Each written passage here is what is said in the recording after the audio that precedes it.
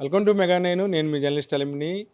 గుంటూరు జిల్లా చెందిన వైసీపీ సానుభూతిపరుడు, అలాగే రౌడీ షీటర్ అయిన బూరగడ్డ అనిల్ 11వ తేదీన బెయిల్ గడువు ముగిసినా సరే అటు రాజమండ్రి సబ్ జైలు వద్ద లొంగపోవడంతో పోలీసుల్లోనూ అటు న్యాయస్థానం వద్దన ఎవరైతే బెయిల్ అప్లై చేశారో అనిల్కి మద్దతుగా వారందరూ కొద్దిగా టెన్షన్కి గురయ్యారు.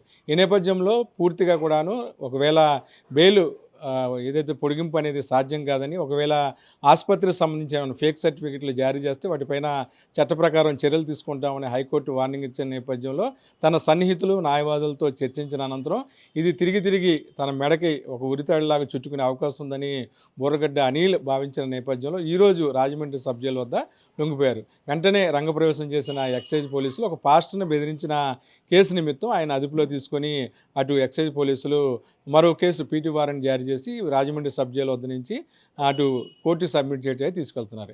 ఏదేమైనా సరే నకిలీ సర్టిఫికేట్లతో తన తల్లి ఆరోగ్యాన్ని బూచిగా చూపించి బెయిల్ పొందిన బూరగడ్డ అనిల్ దేశం వదిలి పారిపోతున్నాడని చెప్పి కూడా పెద్ద ఎత్తున సోషల్ మీడియాలో ప్రచారం చేసింది. వీటన్నిటిని పక్కన పెట్టి 11వ తేదీ సాయంత్రం కల్లా ఆయన లొంగిపోతారని అందరూ భావించారు.